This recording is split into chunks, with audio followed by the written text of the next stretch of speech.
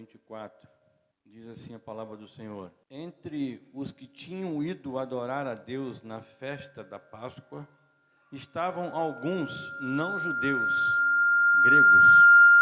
Eles se aproximaram de Filipe, que era de Betsaida, da Galiléia, com um pedido: Senhor, queremos ver Jesus. Filipe foi dizê-lo a André, e os dois juntos disseram a Jesus. E Jesus então respondeu: Chegou a hora de ser glorificado o Filho do Homem. Digo-lhes verdadeiramente que se o grão de trigo não cair na terra e não morrer, continuará ele só. Mas se morrer, dará muito trigo, ou seja, dará muito fruto. Feche os seus olhos. Pai, em nome de Jesus, a Tua palavra foi lida, e a Tua palavra vai ser ministrada no nosso coração, que está preparado como uma terra boa. E quando a terra boa está preparada e a semente vem de uma forma saudável, ela dá muito fruto. Então, Senhor, que essa palavra seja algo de fato frutífero no nosso coração nesta noite, para glorificar o Teu santo nome. Que eu diminua no altar dessa igreja, que o Senhor cresça, e assim seja mais uma vez glorificado o Teu nome, em nome de Jesus. Amém. E graças a Deus. Você pode tomar o seu assento glorificando ao Senhor. Preste atenção comigo numa coisa, a mensagem de hoje tem um título interessante. Há uma responsabilidade sobre nós. Há uma responsabilidade sobre nós. Muitas das vezes nós queremos viver uma vida cristã como se não tivesse responsabilidade alguma, mas nós vamos entender aqui na mensagem de hoje, esse episódio marca um dos últimos momentos do ministério público de Jesus. Hoje, oficialmente, começa o que muitas pessoas dão como título a Semana Santa, a semana em que Jesus viveu os últimos momentos na terra. E a gente vai observar que esse episódio aqui está enquadrado dentro desta semana, dentro de um dos momentos públicos do ministério de Jesus. E vale a pena ressaltar uma coisa: esses gregos, esses não-judeus, essas pessoas que estavam indo lá visitar Jerusalém para esse momento da festa da Páscoa, para adorar, eles tinham esse costume. Eles não foram lá como curiosos, porque também tinham um grupo de curiosos que iam na festa em Jerusalém só para ver o que acontecia, como que era aquela festividade. Mas esses gregos, esses não-judeus, eles iam lá porque eles já tinham um contato, nós podemos dizer assim, eles eram simpatizantes do judaísmo. Esses gregos já tinham uma aproximação com a lei judaica, com as coisas dos judeus, então eles tinham uma simpatia, mas eles ainda não eram de fato, ou não eram realmente convertidos. Semana passada nós falamos aqui sobre convencidos e convertidos. Então eles ainda estavam naquela, se vai converter ou não, se vai assumir uma responsabilidade ou não, e eles estavam muito felizes com isso. São aquelas pessoas que nós sabemos que caminham conosco, que frequentam a igreja, que participam dos eventos, mas são simplesmente, por enquanto, simpatizantes. E essa categoria de pessoas. E eu creio que a presença desses não-judeus, principalmente dos gregos, eles traziam um certo desconforto para os não-judeus. Os judeus eram um povo difícil pra caramba. E ainda é um povo difícil pra caramba.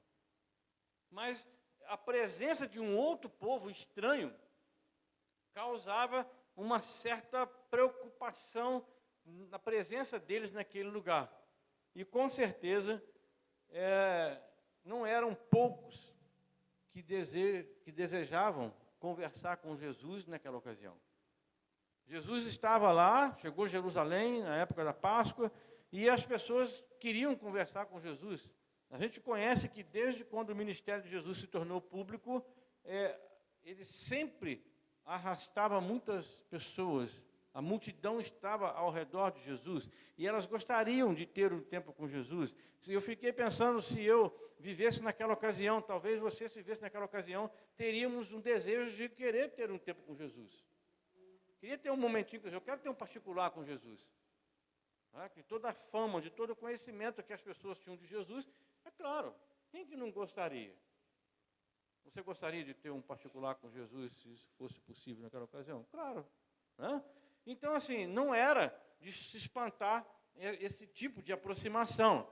E outra coisa que vale a pena destacar é que enquanto os judeus, olha só que coisa interessante, a gente vai aprendendo na leitura e na interpretação do andar do texto, enquanto que os judeus, que era aquele povo que Jesus havia vindo para eles, queriam de Jesus, chegar para Jesus, Senhor, Jesus, nós queremos ver de você sinais, queremos ver prodígios, queremos ver milagres. Os que não eram judeus, olha só, qual que era o desejo deles? Eles queriam conversar com Jesus. Eles queriam estar perto de Jesus, eles queriam estar próximo de Jesus. Você vê, olha que coisa interessante, aquele povo que Jesus veio, não queria desfrutar do prazer, da alegria, da comunhão de Jesus, não, queria ver milagre. Faz um milagre para a gente ver, Jesus. Agora, o povo que havia vindo de um outro país, estava com desejo no coração, queremos ver Jesus. Parece ser uma ironia, né?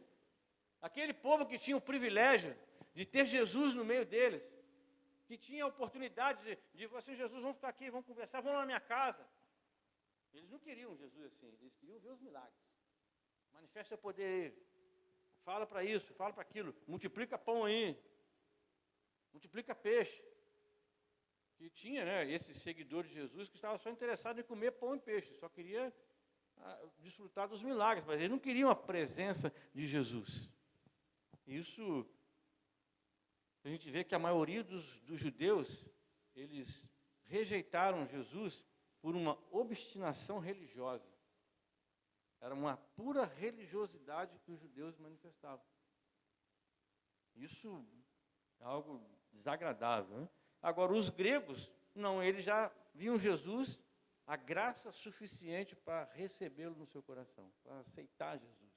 E creio que isso levou Jesus a entender que estava chegando a hora. Jesus sabia que ele vinha para essa terra com um propósito já definido por Deus. Então ele, durante os 3 anos e pouco do seu ministério aqui na terra, ele fazendo sinais, fazendo os milagres, as coisas acontecendo, quando ele percebe que um povo não pertencente aos judeus estavam com o desejo de vê-lo, de estar com ele, ele entendeu, opa, está chegando a hora. Está chegando a hora. E a gente precisa entender a interpretação de alguns sinais dos tempos, também sobre a chegada da hora da manifestação da vinda do Senhor. Aí João, no capítulo 10, versículo 16, diz assim, Jesus dizendo, tem outras ovelhas que não são desse aprisco. Ou seja, tem outras ovelhas que não são do povo judeu, são de fora. Ele está dizendo assim, essas também me importa conduzir. Eu tenho interesse em conduzir esse povo, mesmo sendo não judeus, mesmo sendo os gregos. E elas ouvirão a minha voz e haverá um rebanho e um pastor. Então Jesus ele entendeu que estava chegando a hora dele, aquele povo estava tendo desejo no coração pela presença de Jesus, de ver Jesus, de estar com Jesus. E aí eu faço uma pergunta para você, na realidade eu vou fazer 3 perguntas numa sequência só. Você conhece algum cristão vivendo como Jesus? Você conhece algum cristão andando como Jesus? Você conhece algum cristão fazendo o que Jesus fazia? Difícil, né? Não tem, não. Você pode até tentar fazer uma coisa, mas a negligenciar e outra, esse pacote todo ainda está difícil de chegar. Mas isso faz parte da responsabilidade que há em mim e há em você de receber o título de cristão, o status de cristão. As pessoas ainda têm o desejo de conhecer Jesus, ainda querem ver Jesus. O mesmo desejo daquelas pessoas na época de Jesus continua sendo o mesmo desejo hoje. Você concorda comigo? Ainda nos dias de hoje tem pessoas querendo ver Jesus. Não tem? Tem pessoas querendo ver Jesus. Então, olha só a responsabilidade que está sobre as nossas vidas. Pessoas ainda estão querendo ver Jesus. E o interessante é que não há registro de que Jesus recebeu essas pessoas. Se você continuar fazendo a leitura do texto que a gente parou ali no versículo 24, você vai ver que já entra em outro momento. Mas não há um registro de que Jesus parou, recebeu esses gregos, esses gentios. Não diz ali nada sobre isso. E aí a gente começa, como falei, a entender algumas mensagens que o texto vai apresentando para nós, porque o fato dessas pessoas procurarem Jesus deixa claro uma coisa: a superioridade da mensagem cristã sobre as demais religiões que existiam na época.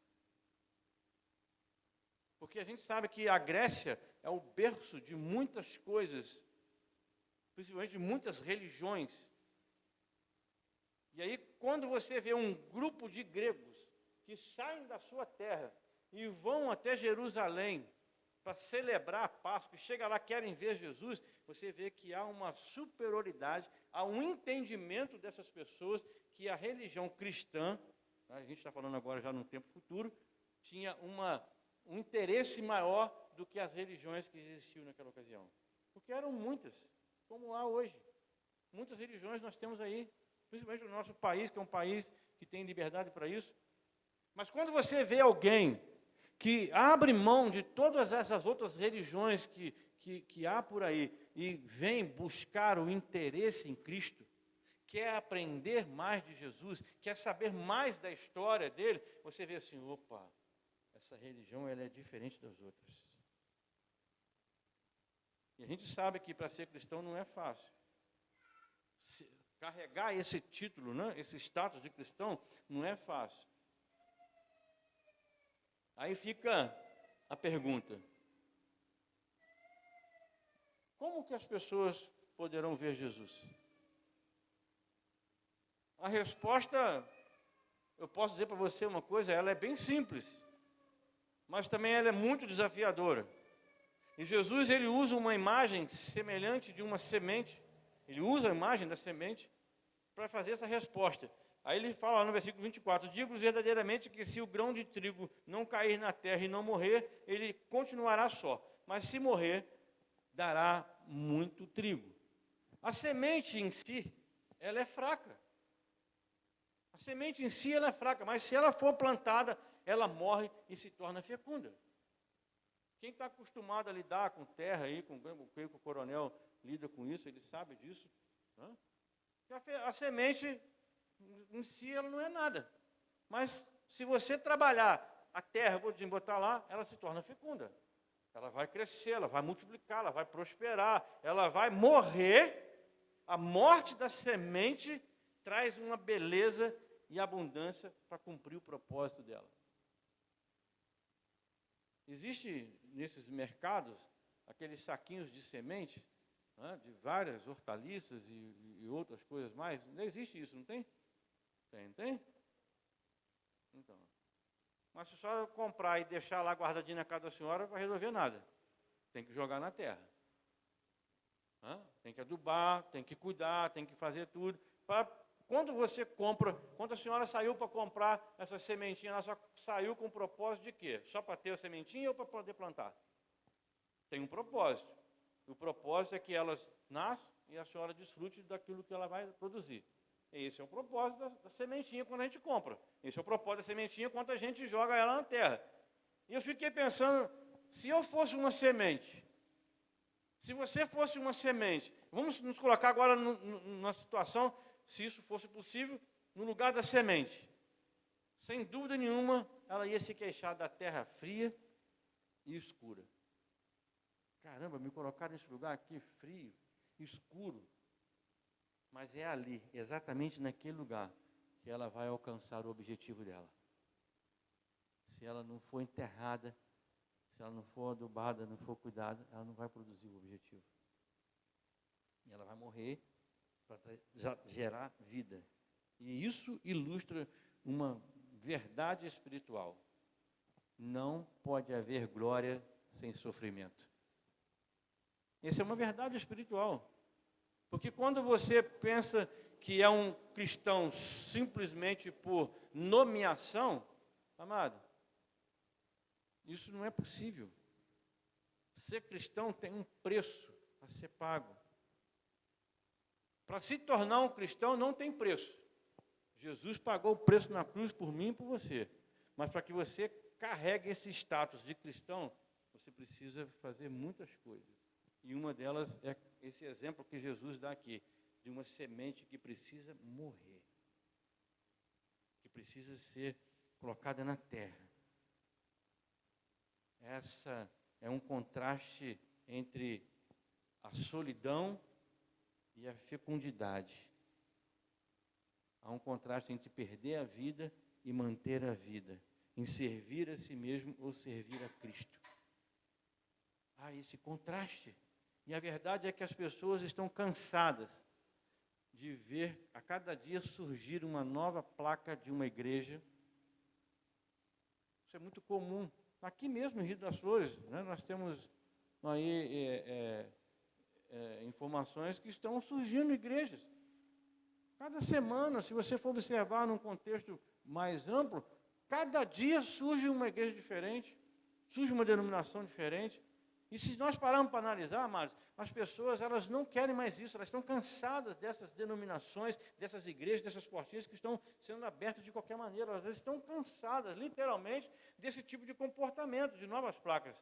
Elas estão cansadas de uma religião que está sendo levantada para enganá-los, como fraude, religião hipócrita, uma religião, na realidade, sem prática. A maioria das pessoas, elas estão cansadas disso. E quando você olha para o contexto de Jesus, você deve ser conhecido, você, a igreja de Cristo aqui na terra, ela deve ser conhecida pelas nossas ações, pelas nossas palavras, pelas nossas atitudes, porque assim nós seremos um com Jesus. Por isso que eu estou dizendo aqui, há uma responsabilidade muito grande sobre nós. As pessoas verão ou não Jesus na vida dos seus discípulos. As pessoas verão ou não Jesus na minha vida, na sua vida. Se nós tivermos uma comunhão legal com Ele, bacana com Ele, porque nós, filhos de Deus, somos pequenos e insignificantes como a semente, mas trazemos dentro de nós a vida de Deus. Porque como nós falamos hoje na nossa classe, a escola dominical, quando você recebe Jesus como Senhor e Salvador como da sua vida, o Espírito Santo passa a habitar em você. O seu corpo é templo do Espírito Santo. Podemos ser pessoas insignificantes, aquele bonequinho que estava aqui no começo, aquele lixo, né, como foi ilustrado aqui no começo, algo insignificante, que ninguém dava nada, mas quando aquele lixo insignificante recebe o toque da mão de Deus, passa a habitar dentro daquele lixo a vida do Senhor, a vida de Deus. Assim como nós, como falamos aqui, o irmão Devani também testificou lá, que ele se sentia nessa condição, mas quando ele entendeu a mensagem salvadora de Jesus Cristo, ele deixou de ser lixo para ser filho de Deus. Deixou de ser uma semente insignificante para ser portador da glória e da presença de Deus na vida dele. Assim como eu, assim como a maioria de nós aqui, que temos uma vida antes de Jesus e uma vida agora com Jesus. E essa vida só é consumada com a morte da nossa vontade. Eu fico imaginando quantas lutas o irmão Devani enfrentou para ter hoje esse status. Eu lembro quando eu vim para cá, o irmão Devani tinha uma dificuldade, né, irmão Devani, de largar o vício do cigarro. E ele não desistiu, nós não desistimos dele, e hoje está livre, liberto do vício do cigarro, de qualquer coisa, está adorando, livre para adorar o Senhor. É isso que faz a diferença na nossa vida. Preciso morrer para a minha vontade, para fazer a vontade de Deus acontecer em mim. Aí sim, as pessoas vão olhar para nós, Eleni, e vão dizer assim, ali vai uma mulher de Deus. Carrega a vida de Deus dentro dela. Isso faz diferença. E o apóstolo Paulo era um imitador de Cristo. Alguém que manifestava Cristo, e ele declarou com toda a segurança, quando ele escreve em 1 Coríntios capítulo 11, versículo 1, sejam meus imitadores como eu sou de Cristo. Amado, precisa ser muito macho para poder fazer uma declaração dessa. Seja meus imitadores como eu sou de Cristo. Você imagina só que responsabilidade estava na vida de Paulo quando ele fala dessa condição. E eu fico pensando, será que nós podemos dizer a mesma coisa que Paulo? Seja meus imitadores como eu sou de Cristo. E Paulo, ele foi mais explícito ainda quando ele nos desafia, lá em Filipenses, no capítulo 2, versículo 5, seja a sua atitude a mesma atitude que teve Jesus Cristo. Olha que desafio é colocado para nós. Seja a minha atitude, seja a sua atitude, a mesma atitude que Jesus teve. Olha que situação embaraçosa que algumas pessoas podem ficar sobre isso, porque antes de tomar qualquer decisão, isso nos leva a um comportamento diferente. Se eu quero ter a mesma atitude que Jesus teve, antes de tomar qualquer decisão na minha vida, antes de fazer qualquer coisa, eu devo perguntar sempre a mim mesmo, o que Jesus faria no meu lugar? Mas a maioria de nós esquece que tem Jesus no coração. Esquece que dentro de nós habita o Espírito Santo, aquele que é o nosso ajudador, aquele que nos auxilia. Aí a gente sai desembestado fazendo qualquer coisa pela frente aí. Mas se nós tivermos esse entendimento rápido, quando surgir alguma coisa aqui, opa, peraí, primeiro eu vou perguntar para o Senhor, o que Jesus faria no meu lugar? Será que isso é o que Jesus faria? Existe um livro com esse nome, e existe um filme também com esse nome. Se você depois quiser procurar, você vai encontrar em meu lugar, o que Jesus faria, se não me engano, acho que o nome é esse. Obrigado, minha mãe. Em meus passos, o que faria Jesus? Esse é o nome do filme. É um filme antigo. Se você achar, você vai ver lá, tem um livro e o filme. Tem um livro e tem um filme também. Assim, é muito interessante se você puder assistir. E nos leva a essa reflexão. O que Jesus faria no meu lugar? Como que Jesus iria agir com essa situação?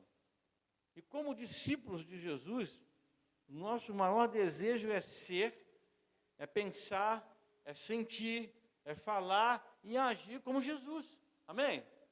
Como cristãos, amados, como servo de Deus, o nosso desejo é esse. É ser como Jesus, é pensar como Jesus, é sentir como Jesus, é falar como Jesus, é agir como Ele. Aí João, na primeira epístola, capítulo 2, versículo 6, ele diz assim, quem diz que vive unido com Deus deve viver como Cristo viveu. Vem reforçar tudo aquilo que o apóstolo Paulo e os outros apóstolos também já vêm apontando, sinalizando. Se eu quero ter uma vida digna do Senhor, que eles possam olhar para mim e ver que eu sou um discípulo, que eu sou um verdadeiro cristão, eu tenho que viver aqui como o João está dizendo aqui, ó. Quem diz que vive unido com Deus, porque é uma contradição. Tem gente que bate no peito, não, eu sou de Deus, mas não vive como Jesus viveu. E João está chamando a atenção aqui. Quem diz que vive unido com Deus deve viver como Jesus Cristo viveu. Ponto final. Então a chamada da nossa responsabilidade nessa noite é essa. Como que está sendo a minha vida? Como que eu estou conduzindo a minha vida? Eu estou vivendo como Jesus viveu? Porque para falar que eu sou de Deus, eu estou falando.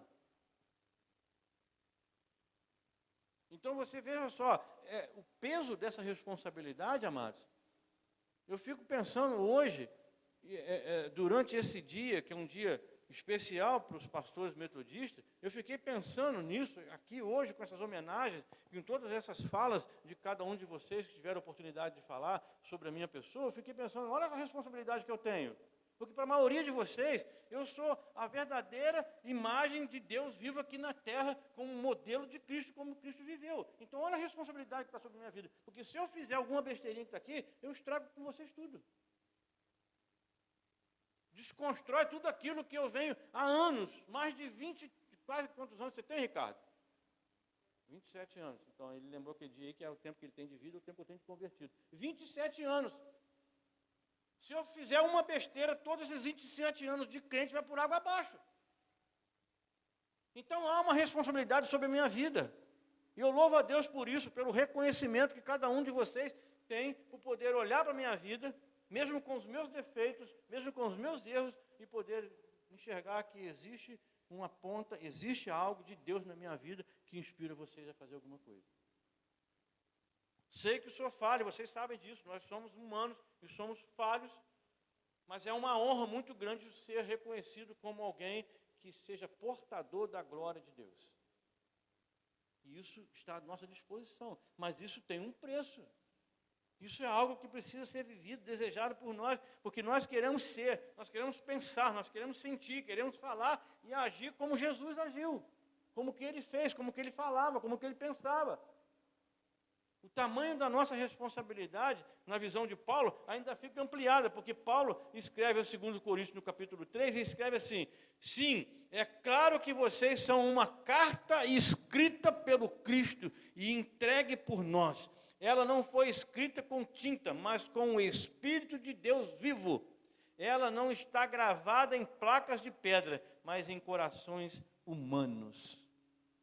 Se você parar para analisar, traduzindo isso aqui, resumindo, nós somos a única Bíblia que muitas pessoas irão ler na vida. Que tem gente que não vai comprar, está comigo, está aqui, Jéssica. Tem gente que não vai poder comprar uma Bíblia, tem gente que não vai querer comprar uma Bíblia, mas ela vai olhar para a minha vida, vai olhar para você, ela vai ler a minha vida, vai ler a sua vida, coronel, mas não vai ler a Bíblia. Então, Paulo diz que há uma responsabilidade sobre nós. Nós somos a Bíblia que muitas pessoas estão lendo aí na rua. O comportamento que você tem na sua casa, o comportamento que você tem no local que você trabalha, no local que você estuda, no local que você frequenta, na igreja, as pessoas estão lendo a nossa vida. Nós somos uma Bíblia viva, andando pelas ruas da cidade. E que as pessoas estão olhando para nós. E isso é uma motivação para que nós possamos viver o avivamento, né, maninha? Isso é a motivação. Se nós estamos vivendo esse avivamento, é porque as pessoas estão olhando para nós, estão lendo a nossa vida, estão enxergando, ei, ali há uma diferença. Porque eu tenho certeza que muitas pessoas olham para a vida do irmão Devani, que conheceram o irmão Devani no passado, estão vendo assim, esse homem mudou. Há uma mudança, uma transformação na vida desse homem. Estão lendo a Bíblia escrita por Jesus Cristo na vida desse homem. Assim, na vida de cada um de nós que estamos trabalhando, lutando, para que essa Bíblia lida pelas outras pessoas possam fazer a diferença na vida delas. E Deus nos ama tanto, como foi falado aqui no começo pela Jéssica, Deus nos ama tanto,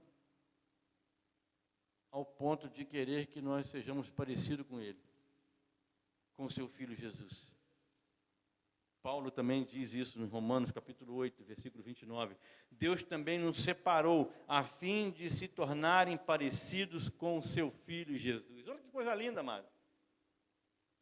Você olhar para o lado, a pessoa que está aí do seu lado, que está na sua frente, está atrás de você, a pessoa que é você. Amado, se você parar para analisar, pensar bem direitinho, Deus te separou para ser semelhante, ser parecido com o Filho dele, Jesus Cristo. Olha só que honra, amado. Amém?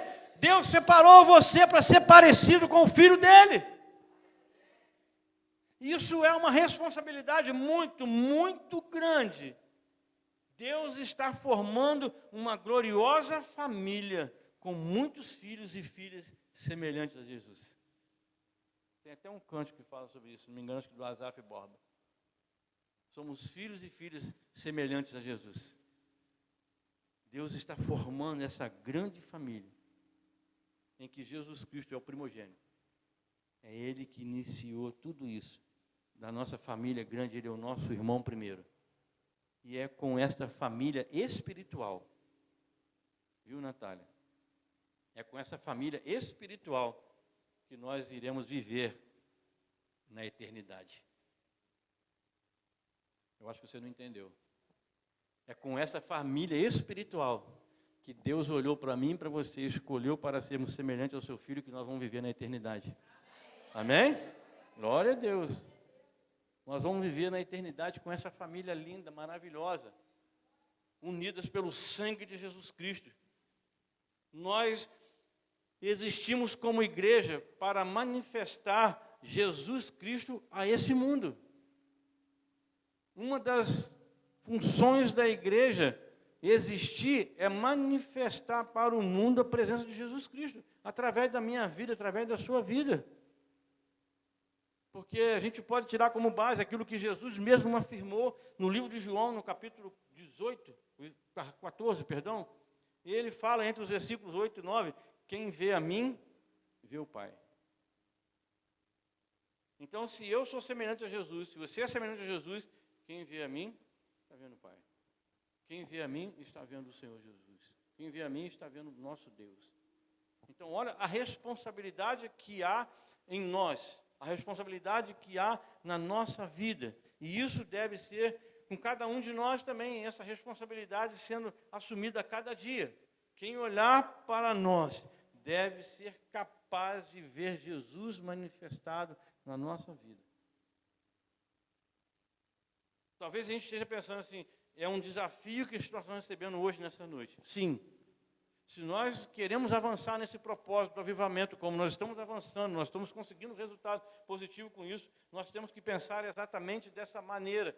Nós precisamos ser portadores da glória de Deus. E quem olhar para a minha vida e quem olhar para a sua vida precisa ver a manifestação do Deus vivo nela. É desse jeito que Deus quer. Porque isso aconteceu com os seguidores de Jesus, logo no início da igreja. Lembra aquilo que aconteceu lá em Pentecostes? Essa semana, como eu falei, nós estamos vivendo a Semana Santa, em que Jesus ele viveu esses últimos momentos, aí ele foi entregue, aí na sexta-feira ele foi morto, foi crucificado, foi sepultado, aí no terceiro dia, no domingo de Páscoa, ele ressuscitou. Amém? Aí vai começar um novo período. Qual período vai começar depois da Páscoa? Vamos aí, crente. Depois da Páscoa, qual período que vem? Esse período está marcado na vida de vocês aí. Pode falar. Fala bem alto aí, Jéssica. Fala bem alto. Hein? Pentecoste, gente. Pentecoste. Vai acabar a Páscoa e vai começar Pentecostes. O final de Pentecoste é marcado com o grande avivamento da igreja. Amém? Então é todo um preparo. Olha como é que Deus tem trabalhado na nossa vida. Eu comecei a enxergar isso, eu comecei a entender de Deus isso, eu comecei a ficar muito, mas muito feliz e emocionado na presença de Deus. Nós estamos no tempo certo, é o cronos de Deus na nossa vida. Na vida da nossa igreja. Está tudo dentro da vontade de Deus nesse ano para nós. O ano que nós estamos vivendo, os fundamentos da palavra, que nós estamos vivendo o avivamento, e olha só como é que Deus está conduzindo tudo acontecendo. Você prepara, porque quando nós começarmos esse período de Pentecostes, as coisas vão começar a tomar uma outra forma. Nós estamos encerrando um período. Quem falou amém aí? Glória a Deus. Quem vai dizer mais amém? Amém? Glória a Deus. Eu preciso de mais amém aí. Amém? Então se prepara. Isso aí, as crianças digam amém. A gente precisa entender o que Deus está fazendo na nossa igreja, amados. Então, olha só o que nós temos pela frente. E foi exatamente nesse período que, depois de Pentecostes, que houve aquele avivamento na igreja, que aconteceu algo interessante. Os seguidores de Jesus, da igreja primitiva, isso aconteceu com eles, de serem tão parecidos com Jesus, que os crentes da cidade de Antioquia receberam pela primeira vez o status de serem cristãos. Que até então eram os seguidores de Jesus, eram os discípulos de Jesus, eram os malucos que acompanhavam Jesus, né? Sempre tinham alguns rótulos. Mas depois do que aconteceu em Pentecostes, os crentes que viviam em Antioquia, eles foram conhecidos como os primeiros cristãos da época. Olha que privilégio, olha que alegria, que honra. Eles viveram isso depois de demonstração do avivamento. E nós manifestamos Jesus ao mundo fazendo o que ele fez. A maneira de mostrarmos Jesus para o mundo, a maneira de mostrarmos Jesus para as pessoas, é exatamente fazer o que ele fez. É como eu falei agora há pouco, é andando como ele andou aqui na terra. É viver como Jesus viveu aqui na terra, amando os irmãos como Ele nos ama. Essa demonstração de amor vai fazer a diferença, porque o alvo maior, o alvo final na vida de todo cristão deve ser semelhante a Jesus. Porque a própria palavra de Deus diz que nós devemos trabalhar para alcançarmos a estatura do varão perfeito. Viver como Jesus viveu, amar como Jesus amou, andar como Ele andou, fazer o que Jesus fez, esse é o padrão do cristianismo. O padrão do cristianismo chama-se Jesus. Não tem possibilidade nenhuma de você se intitular, se dizer cristão, se o seu padrão não for Jesus. Não tem negociação com isso. Não pode ter um pezinho na igreja e um pezinho lá fora. Não tem isso. Se você adota esse princípio, você está com um princípio errado, você está envergonhando o nome de Jesus. Mas há tempo de você acertar os seus passos. Porque a nossa sociedade, o que ela mais precisa para crer no poder de Deus, no poder do Evangelho, é ver Jesus nas minhas palavras, é ver Jesus na minha vida, é ver Jesus nas minhas atitudes, é ver Jesus no meio de nós. É isso que a sociedade precisa. Porque nós existimos como igreja para manifestar o amor de Deus. Nós existimos como igreja para manifestar a graça de Deus. Nós existimos como igreja para manifestar a bondade de Deus, a sua fidelidade, a compaixão, o amor e o perdão. E tudo isso vai fechar a conta na salvação. Aí sim, o propósito da semente ser plantada, morrer para dar fruto, é que esse fruto leve salvação para as outras pessoas. Faça mudança na vida das pessoas. Só poderemos manifestar Jesus ao mundo quando nós morrermos para nós mesmos. Tomar a decisão de fazer aquilo que Paulo fez. Agora vivo eu, não vivo mais eu, mas Cristo vive em mim. Morremos para a nossa vontade, para sermos crucificados com Cristo. E aí eu encerro, concluindo a mensagem, deixando um desafio. O desafio de hoje, no encerramento dessa mensagem para nós, é sermos discípulos que manifestem a Jesus com o nosso caráter. É sermos discípulos que manifestem Jesus com as nossas palavras. É sermos discípulos que manifestem Jesus com as nossas ações e com nossas atitudes. Que possamos viver para manifestar o Senhor Jesus a este mundo. Que possamos viver para manifestar a sua glória, pois o mundo deseja ver Jesus.